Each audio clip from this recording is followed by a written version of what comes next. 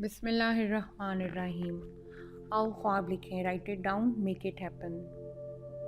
The power of your subconscious mind किताब ज़िंदगी के बहुत सारे एस्पेक्ट्स को कवर करती है। हेल्थ, वेल्थ, हीलिंग और भी बहुत कुछ। रिलेशनशिप्स को कवर करती है।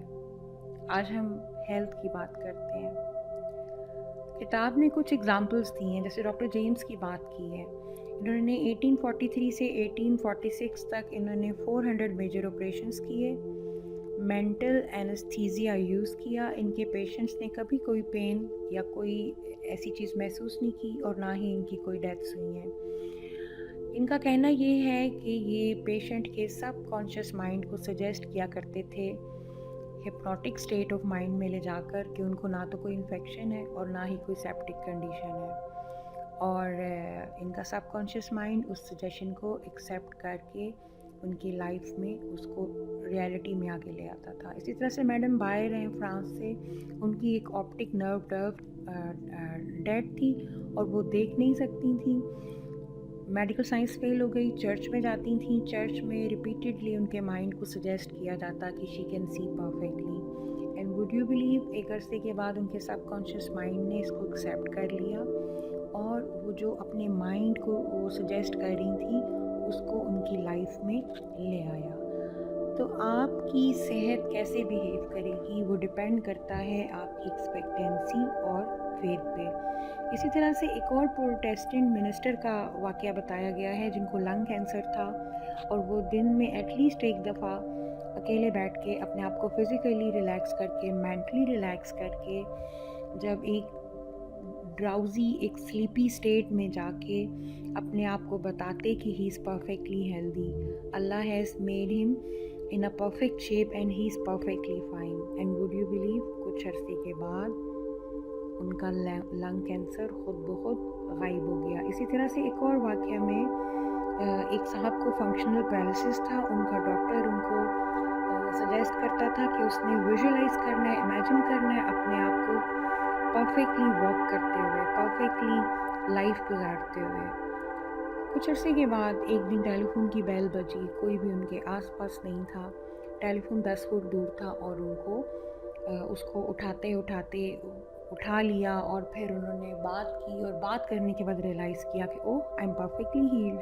तो वो सजेशन जो डॉक्टर ने दी थी वो उनके सबकॉन्शियस माइंड में गई और सबकॉन्शियस माइंड ने उसको एक्सेप्ट करके उसको पूरा करना शुरू कर दिया। मज़ारों पर, होली श्राइन्स पे आपको सेहत कि आपने बहुत सारे मौजज़े सुने होंगे। जैसे जापान में एक बुद्धा का एक मुजस्मा है 42 फीट ऊंचा, और कहते हैं कि उसके पास बैठ के अगर आप मेडिटेट करें या आप रोज़ा रखें तो आपकी बहुत सारी बीमारियां दूर हो जाती हैं। तो एक ऐसी लड़की जो सालों से बोल नहीं पा रही थी, जिसने she has lost her voice, तो उसने कुछ दिन वहाँ पे गुजारे। उससे क्या हुआ कि फेथ और एक्सपेक्टेंसी की वजह से उसके सबकॉन्शियस पे लिखा गया कि शी इज़ परफेक्टली फाइन, और ये फिर उसकी लाइफ में रिफ्लेक्ट भी हुआ। इसी तरह से एक ऐसे बेटे की कहानी भी बताई गई है जिसके बाप को ट्यूबरक्लोसिस था। बेटे ने एक आम ऑर्डिनरी क्रॉस लिया, ज्वेलर से एक आम ऑर्डिनरी रिंग ली, बाप को जाके बताया कि ये उसने एक ऐसे मंक से ली है जो होली श्राइन से होके आया है और इसमें हीलिंग की स्पेशल पावर्स हैं। बाप ने उस क्रॉस को और उस रिंग को अपने ऊपर रखा, हाथ रख के सो गया, और जब वो सुबह उठा उसको अपने बॉडी में एक अजीब चेंज फील हुआ। जब टेस्ट करवाए गए तो पता चला कि उसकी डिज़ीज़ हील हो चुकी है। इसी तरह से एक और डॉक्टर ऑस्ट्रेलिया में, वो अपने पेशेंट्स का ट्रीटमेंट करते थे विद मैग्नेट्स, और वो इसको एनिमल मैग्नेटिज्म का नाम देते थे, जबकि रियलिटी में वो दूसरे फिजिशियंस का कहना ये था कि वो अपने पेशेंट्स के सबकॉन्शियस को सजेस्ट करके या सजेस्टिव थेरेपी यूज़ करके वो उनको हील कर रहा था। इसी तरह से एक और पेशेंट जिसको पैरालिसिस ऑफ टंग था, डॉक्टर ने उसको एक डिवाइस दी और कहा कि अगर तुम ये डिवाइस अपनी ज़ुबान पे रखोगे तो तुम हील हो जाओगे, और वो वाकई हील हो गया, जबकि इन रियलिटी वो एक ऑर्डिनरी थर्मोमीटर था। तो आपने ये देखा कि अगर आप अपने सबकॉन्शियस माइंड को परफेक्टली यूज़ करें, राइट डायरेक्शन में यूज़ करें, तो ही कोई मुश्किल चीज़ नहीं है। आपका काम कॉन्शियस माइंड के साथ है। आपने कॉन्शियस माइंड को सही thoughts of expectancy and thoughts of belief उनसे बिज़ी रखना है आपने, ठीक है? और बाकी ये थॉट्स जब पास होंगी सबकॉन्शियस को तो वो खुद ही आपका काम पूरा करने में लग जाएगा। मैं आपको ये बता दूं कि आपका सबकॉन्शियस माइंड 24 घंटे काम करता है, आपके बॉडी के सारे वाइटल प्रोसेसेस को कंट्रोल करता है। सोने से पहले आपको जो काम है वो अपने सबकॉन्शियस माइंड को बताएं थ्रू सजेशन। बहुत सारे तरीके हैं। आप अपने सबकॉन्शियस माइंड को सही चीज़ें सजेस्ट करें। आप जो लिखेंगे वो आपकी लाइफ में अपेयर हो जाएगा। जो भी सबकॉन्शियस माइंड पे लिखा जाएगा आपकी लाइफ में आएगा। आपका थॉट एक्शन है और आपके सबकॉन्शियस माइंड जो आपको रिजल्ट्स देता है वो रिएक्शन है। अगर आप ऑब्स्टिकल्स पे ड्वेल करेंगे, डिलेज पे, डिफ़िकल्टीज़ पे, तो आपका सबकॉन्शियस माइंड इन चीज़ों को आपकी लाइफ में बढ़ाने में लग जाएगा।